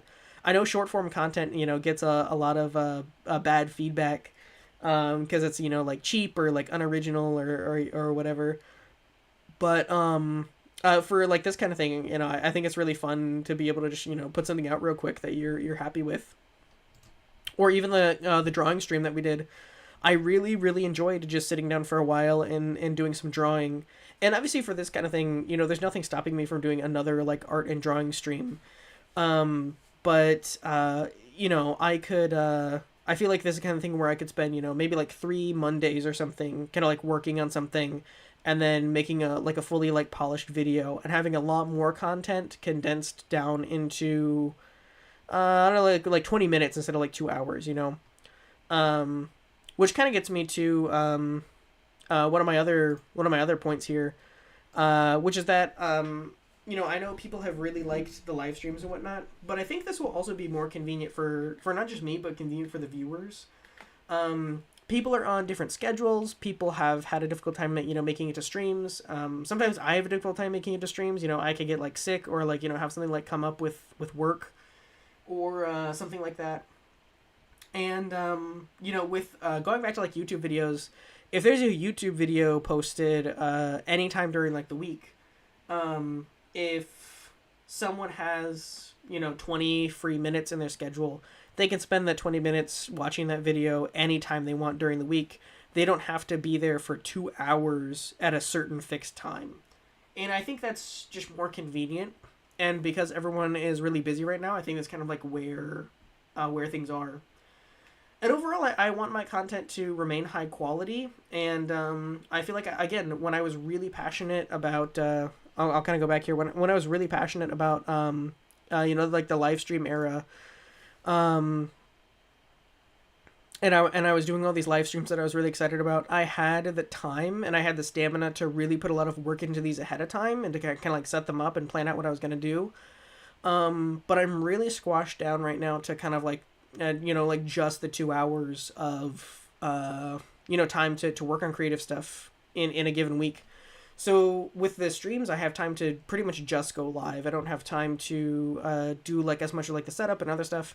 And that's kind of made me feel like the content lately has maybe been like a little like rushed or like underplanned. And that's probably not gonna change with continuing to do like live streams and stuff. But I think it could change switching back to like a classic like video format, because this by nature is a more planned format, and it's less spontaneous. So I feel like I can plan things out better, really plan out a few months ahead of time, kind of have an idea of what I want the year to look like, and it not be so much like last minute or whatnot. So anyway, I feel like I talked about the main roots of where I started, where things are going, kind of like the stuff that I'm doing right now, and yeah, if it was unclear at all, what I'm looking for in 2026 is that I will be a mainly video YouTuber. There might be a couple streams here and there, probably not a ton. And in addition to being a video main YouTuber, there will be other stuff like other games and other stuff that I've wanted to make. I say all the time in the live streams, like, man, I'd love to work on this game some more. Man, I'd love to make another game. And with this change, I will have the opportunity to just make that and share it with you guys, and I won't just be talking about, I'd love to do this sometime. So yeah. Anyway, let's pop into chatting real quick, and let me see if anyone had some Q&As. We do have some Q&As. Wonderful. I need to take a drink of my water because I just talked for a long time.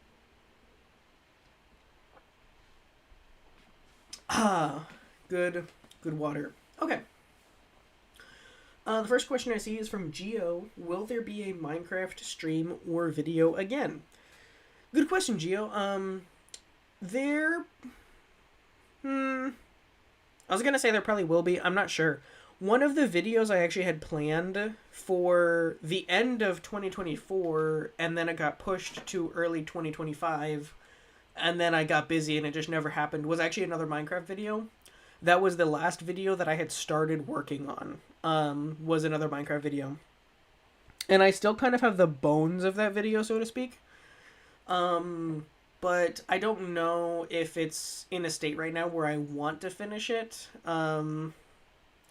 But yeah, every few years I come back to Minecraft in some form on YouTube, and I think I will probably do that again. I don't know if there will be a stream, because with what I want to do in Minecraft, I don't know if it's... Again, that I don't think I'm going to do a ton more Let's Play stuff, unless it's like a special occasion.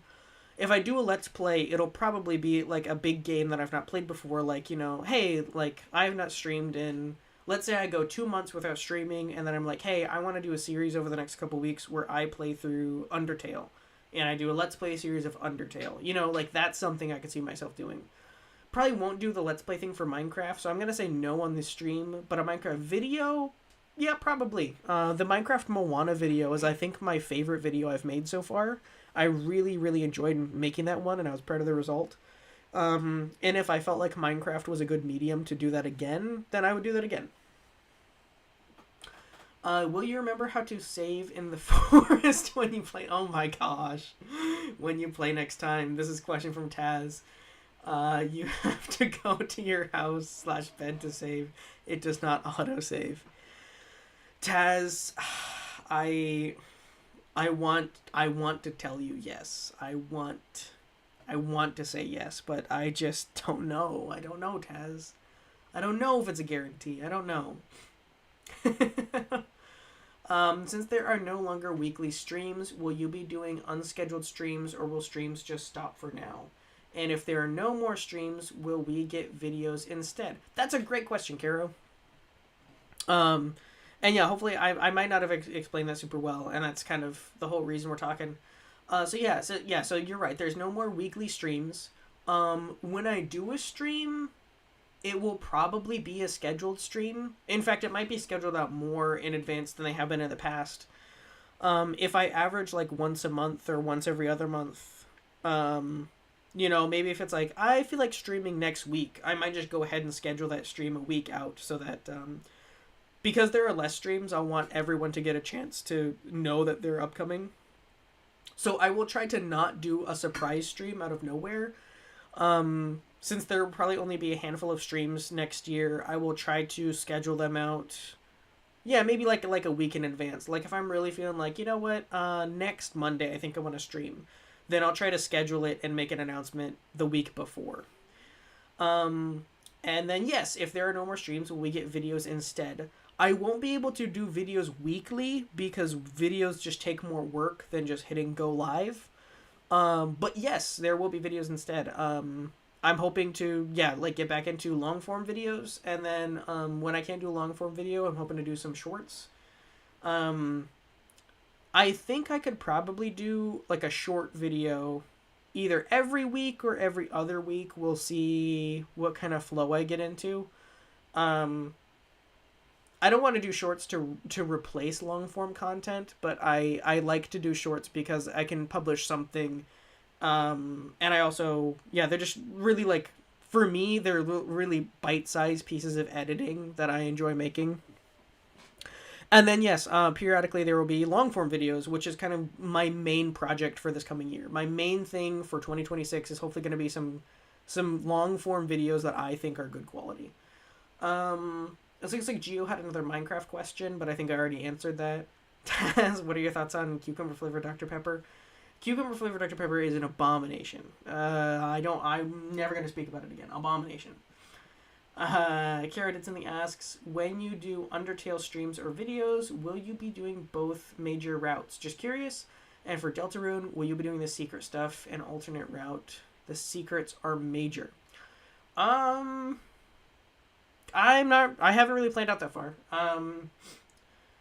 I do, so that's one thing that I've specifically thought about is, with shying away from streams and more towards videos and shying away from Let's Plays and more to like game dev stuff. There are a few games that have been in queue for a while, and so Undertale and like Deltarune are like one of them. And I don't want to abandon those games. So I'm really, really hoping that Undertale will make an appearance sometime, and I don't see a way to do that won't be a Let's Play format, so it'll probably be going back to like a Let's Play. So I don't know. I've been thinking about that, but I don't really have a plan for that. That's my best answer kind of right now.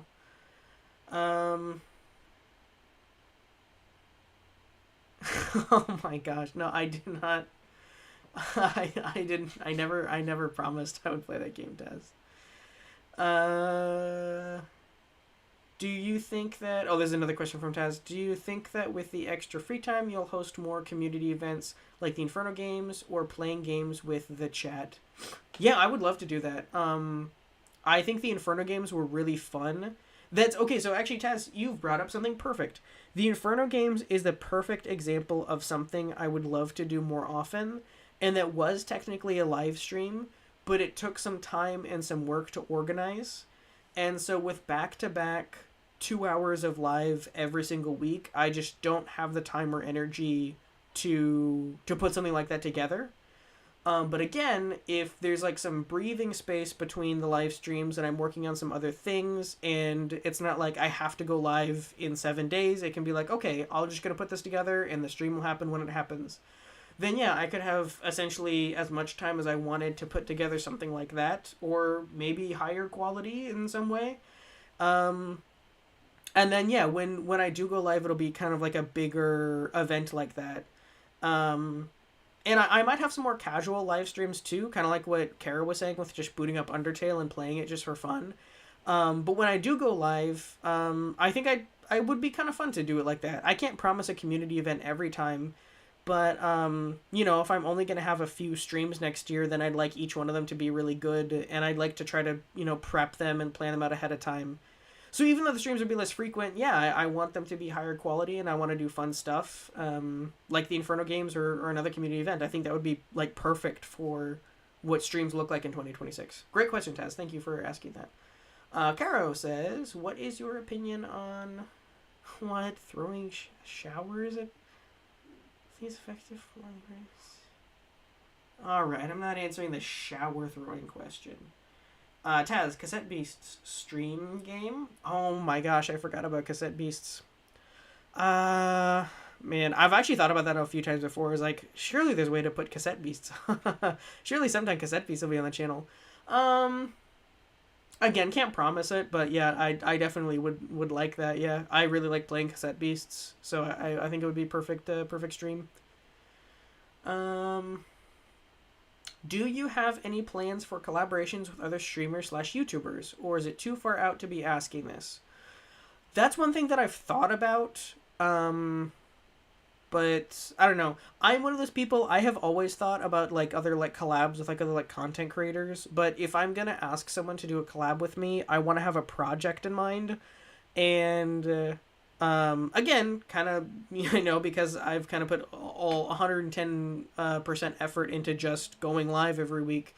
I haven't really had time to think about that. So I would definitely be open to doing collaborations with other streamers or YouTubers. I think that would be fun. But yeah, like I said, I'd want to have something prepared to like offer them. Like here's what I think would be fun. What do you think? Or I've prepared a little something. Do you want in on this? Or would you be interested? And I haven't really had time to think of what that would be, or even think about who to ask, or yeah. So yeah, something I'm open to, but I really don't have anything planned or set up for that. So that maybe there will be a collab. I don't know. I will probably be running 2026 mostly solo, but if the opportunity arises and there's that like perfect like, oh hey, we're doing the same thing at the same time, then yeah, I'd be totally open to a collab. That might have been a long-winded way of answering your question, Taz, but yeah, it's not really too far out to be asking. It's just something that I haven't had time to think about right now.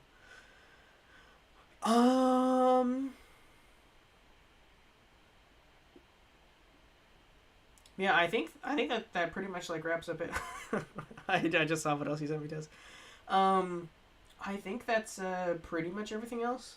I'll get back to the actual main chat, see if there's anything I missed. Gio says, I love the Inferno games. Yeah, the Inferno games are really fun. I would love to do something like that again. I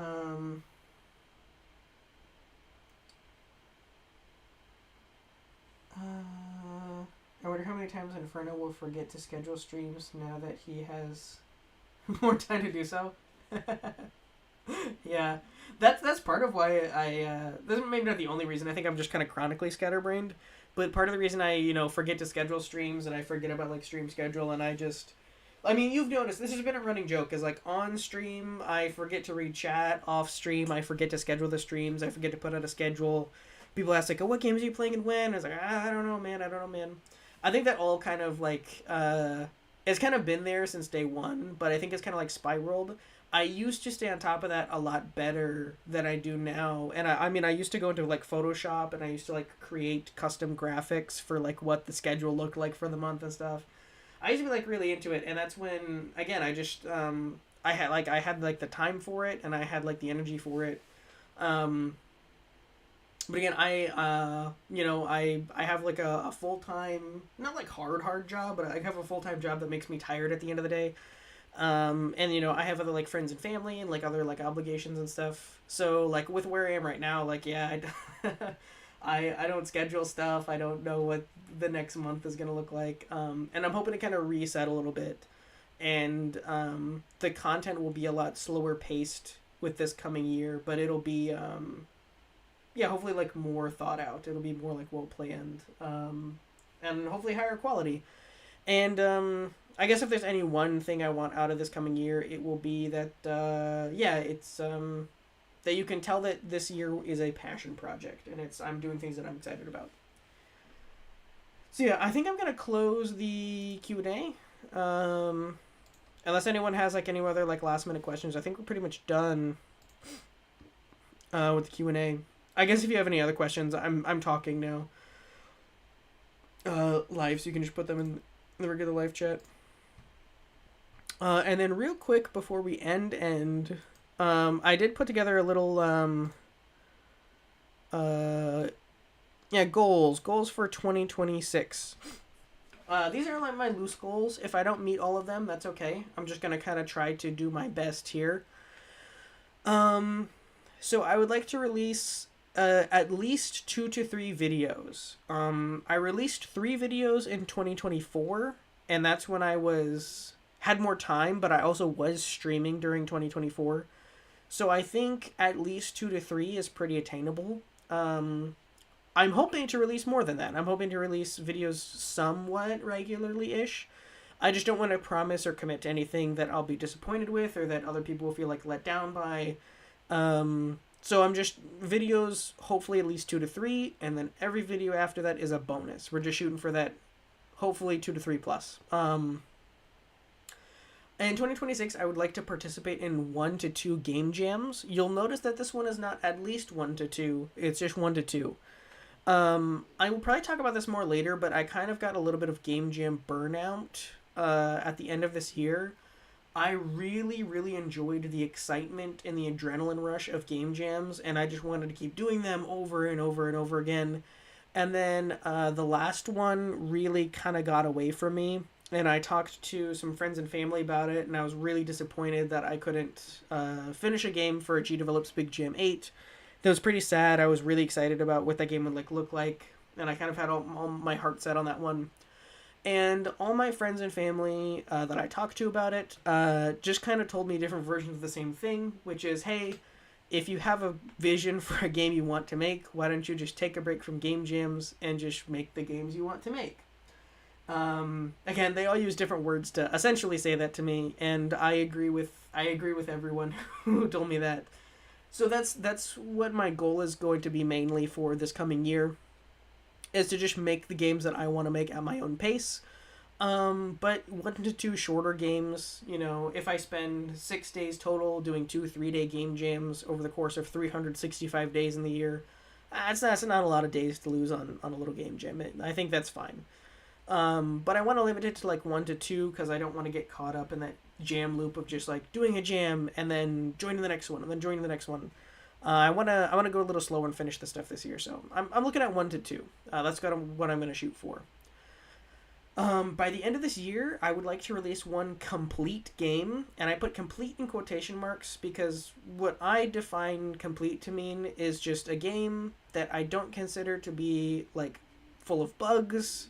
Probably not a jam game, and it's a game that even if it could be updated or get more content, it's but this game is kind of finished the way it is. It's it's not just a demo. It's a game that is it's done. Now this doesn't have to be a super complex game. It's probably not going to be a complex game. It's probably going to be a Flappy Bird remake or something, but just something simple that is but it's complete though. So I guess I should say a complete simple game. And then for those videos, I want to try out some new styles. So I might do some videos like I've done before, but I want to release a devlog style video, and I want to release an art-centered video.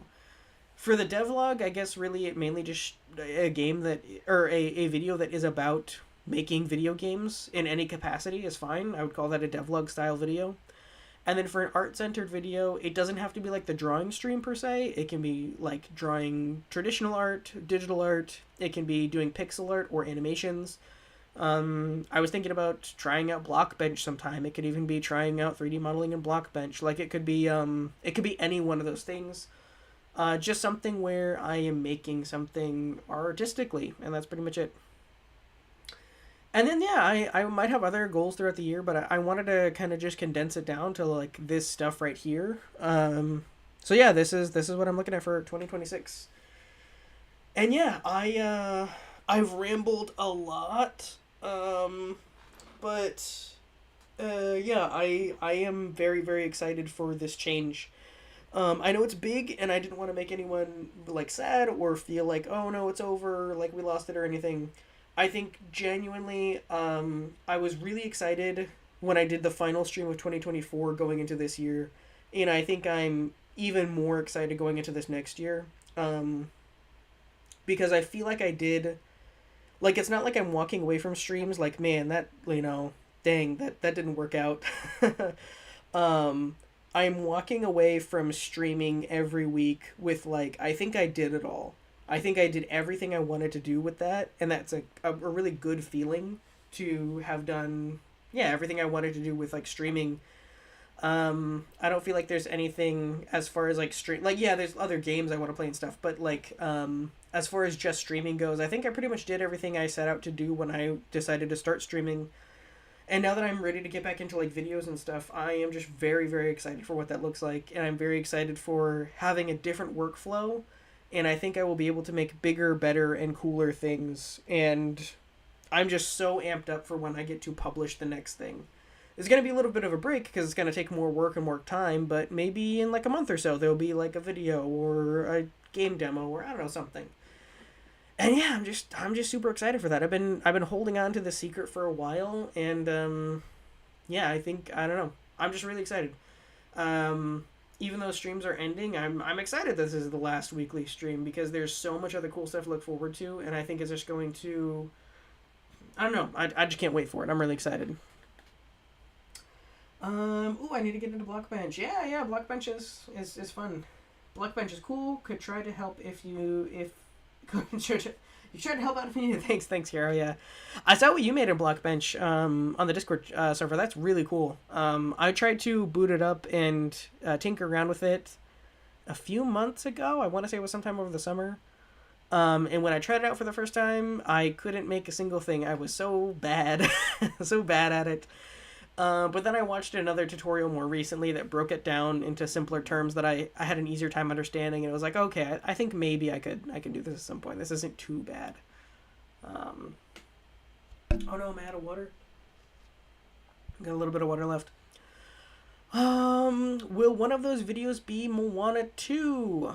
Oh yeah, man. I'm gonna be honest, at this point with what I see with this coming year, there might be a Minecraft something video this coming year. It probably won't be Moana 2. Mostly just because even though I really, really liked that video, all the other ideas I have for 2026 kind of fit together, and I kind of want to have a very clear vibe for this coming year. And yeah, I would definitely like to get around to that at some point. I just don't know when it would be.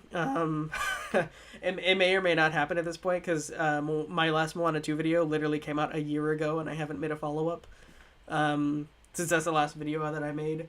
So yeah, I don't know if there will be more of Moana 2 specifically. Maybe it will make a grand return, maybe it won't. And if there will be a Minecraft video in that style, there will probably just be like a video that comes out.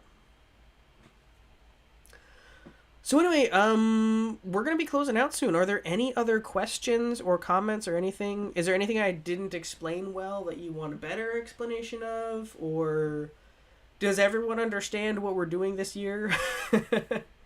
I've rambled for a while. I'll give you guys a chance to like talk. But yeah, any questions or anything that I need to explain for 2026?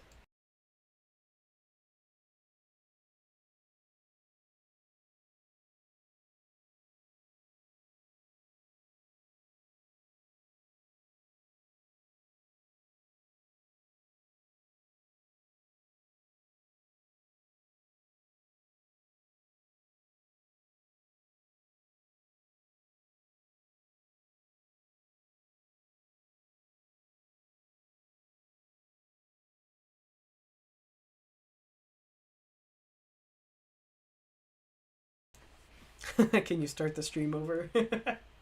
That's why the VOD Squad Taz, you can start it as many times as you want. Will that game jam we talked about a few streams ago still have a chance to happen, or is that off the table? Remind me which one we were talking about. I talked about hosting a game jam a long time ago. And then we also talked about, you had shared a game jam. What game? It was like the, what is it called? I'm blanking on the name. But you shared a link to a game jam. It was like I don't want to get this wrong. It was like something about it being like not working right, or like a bad ideas game jam, or like something was intentionally like a little scuffed about the premise of the jam. Like that was like the point, I think, of something that you said.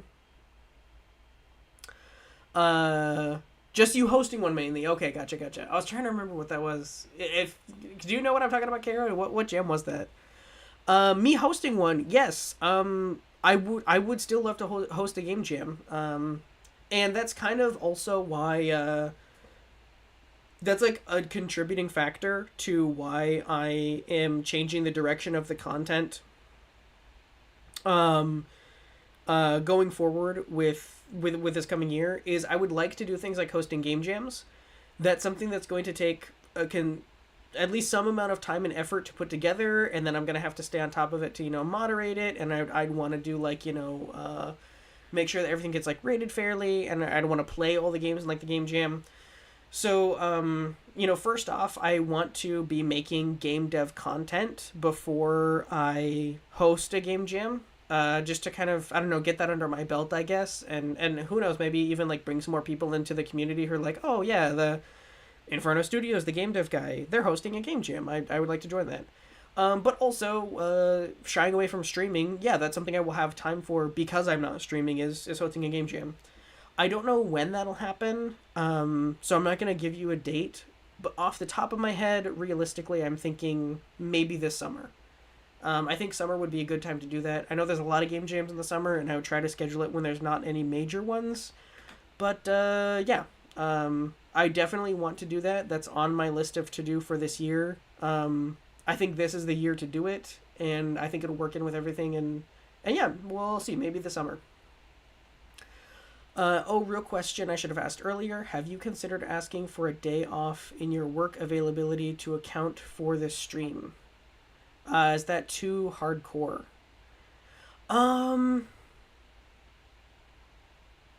Yeah, that's something I probably won't do. So I have thought about, like, what would it look like if I, like took off, like, work or whatnot. And that's something that I've decided I would only consider doing if I was making a return at some point that equaled what I make in a day. I don't have a lot of, like, paid, like, time off. And because of the nature of my job right now, like, it's kind of, like, always moving. Like, there's not, like, I work with a fairly small team of people right now. And the job I work, yeah, is just moving constantly, even when I'm not clocked in. So it's not the kind of job where it's really easy for me to, like, get off, and I'd want to save my time off for, like, if I'm sick, or if I need, I want to take a trip with my family, or, something like that, or, go see some friends or something. So I probably won't do that. I think the only time I would ever consider, like, taking off work to do stream or, like, other stuff is probably, like I said, if in some way content was making a financial return that made up for that time that I wasn't at work. And I'm not planning on monetizing anything anytime soon, so I don't really see that probably coming up. So yeah. That's a really good question, Taz. I appreciate you asking and starting that conversation. Because yeah, that's something that is important to, like, think about. And it's crossed my mind before. I just don't think it's really time for that right now. But yeah, it's still a great question. Yeah. I think it was the Bad Idea Game Jam. Yes, Caro, that's what it was. It was the Bad Idea Game Jam. Yeah, that looked fun. I don't know if I'll participate in that one or not, but I remember you shared that one, and I was like, yeah, that's kind of a fun idea. I bet that'll be a lot of fun games there. Summer sounds like a good time. Quite a few people get more free time then. Yeah. Yeah, even for people who, like, work full time, summer is still just kind of like the time to do things. And I don't think I will be ready to host one anytime in the spring, and I would feel bad to push it back, like, a whole year to, like, next fall or winter. So, yeah, again, I can't promise anything, but in my head right now, I'm just kind of shooting for, maybe this coming summer would be a good time. Yeah, so, unless anyone has any, last minute thoughts or concerns and questions, oh wait, I see it would just, Taz says, extending the Q&A, why can't we use external emojis in the Discord? Oh, is that another permissions thing? I have had so many complaints from different people since I started my, Discord, server, and, I don't think I fiddle around with the permissions that much. I guess the default permissions are just, like, weird. I've gotten so many things where people ask for permissions and stuff, and I genuinely had to look up, like, Google how to turn that thing, like, on and off. I don't know why the permissions on my server, like, got, like, so, like, weird. I know if I go through and like I look at the permissions, if there's something that's like, oh yeah, this seems like something not anyone should be able to do, then I'll turn it off. Although everything should be available for admins, there shouldn't be anything that's turned off for admins. Anyway, I don't know why my Discord server is so scuffed. Maybe that's something I can take a look at refreshing the Discord server with my newfound time. Yeah, thanks for asking, Tez. But yeah, I'll start wrapping up here. If you guys have anything else, you can still ask, but I'll kind of start wrapping up. So after tonight, yeah, I don't know when I will be going live again. It might be sometime in January. It might not be until March, or it might be after. I don't know. The next time I go live will be either just when I feel like it on a whim, or when I have a project planned that's like, oh, this is something I really want to do with the community, and I want to be live for it. That's the next time I will go live. Like I said, I'll try to let everyone know ahead of time so that people have the most amount of time to find, I don't know, decide if they can make it or not, or see what time it is. So it won't just be like out of nowhere. But yeah, it's probably gonna be a while before the next stream. Hopefully the next thing I'm gonna do is, I am still going to have a 2-hour slot when I normally stream set aside to work on YouTube every week around the same time. So still from 7 to 9 every week, I'm gonna be doing stuff. I'm gonna be working on stuff. It's either gonna be YouTube or game development or both. That's gonna be like my working time. So yeah, every week I'm still gonna be working on stuff. And so this coming Monday, like 1 week from today, is today Monday or Tuesday? Today's Monday. I don't know why I thought it was Tuesday. 1 week from today, instead of going live from 7 to 9, I'm going to start putting together my next YouTube video from 7 to 9 and just get as much work done on it as I can. And I'm probably going to keep working on that next until it's ready to publish. And when I have an idea of when that might be, I'll give you guys like an update or like a heads up. So yeah, that's the next thing. Probably the next thing you will see from Inferno on the channel is hopefully a long-form YouTube video. Unless I release a short before then, which I might. And then after that, hopefully there will be a game, not like a full game, but maybe like a proof of concept, like a demo, or maybe an update to one of my Game Jam games, like Pickpocket. Something like that might come out next.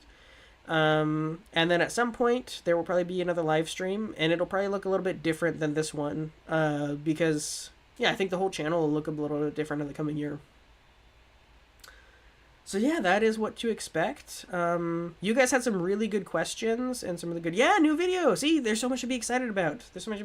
Hopefully a bunch of new videos like this year, and a bunch of like really cool stuff. I don't say this just to be like cheesy or overly dramatic or like emotional, but I really feel like this year could be the best year for both the YouTube channel and the community. I think we might be able to get together and do the most fun stuff we've done this year. I think we can I'm hoping I can make the most entertaining videos that I've made this year. I think for both Inferno Studios and the Inferno community, I think this could be the year. This could be the best year. And also in a real way, I feel like, I tried doing gameplay, I tried doing videos, I tried doing streams, and everything I've done so far I've learned from. And I don't know, something about, I feel like I'm piecing it together. I feel like I'm finally kind of doing what, I don't know, maybe there's something I've been like chasing after for what I wanted to make, and I feel like this year I'm going to start making that in a way, if that makes sense. So yeah, I hope that you all have a great evening and a great rest of your week. I will not be seeing you next week, but I will be around. I'll be around and I will make stuff. And thank you to everyone in chat right now, and thank you to everyone who has popped in for a live stream ever. Even though we will be going live again at some point, this is definitely an end of an era kind of thing. This might be the last weekly stream ever. I don't know if we'll ever do weekly streams again. So yeah, thank you so much for being here. From all the way back when we started Star Wars Battlefront, the Classic Collection, all the way through all the Breath of the Wild Let's Plays, and all the way through Sky and Voices of the Void, and the spooky games, the survival games, the the indie dev games, all those. We done a lot of stuff, and those were all for the weekly streams, whether they were Wednesdays at 7 or Mondays at 7. And even though the next stream will be pretty cool, it will be different because this is the very last weekly one. So, yeah. See you eventually. He will be round. Did I say something about being round? For become spherical? Rest in peace, Breath of the Wild. Yeah, rest in peace, Breath of the Wild. Yeah. Anyway, so that's my last little thing. Thanks for being here for the ride. And it was good to hang out with you all and do cool stuff. I'm gonna put on my little outro music here. No, I don't think I want that song. I want this song. That's the same song. There we go. Yeah, so yeah, have a great rest of your night. And, yeah. Yeah, thanks for being here from day one all the way till today. And again, for 2026, it will be very, very different. But I really think it could be the best year we've had. And I'm hoping that for the community, it'll be the most fun we've had. So, a very heartfelt thank you to every single person. And yeah, next time I see you guys, it'll be next year. Yeah. That's right, Taz. Goodbye, everybody. Have a great night. And I will see you for all the crazy stuff that happens in the next year. Bye-bye.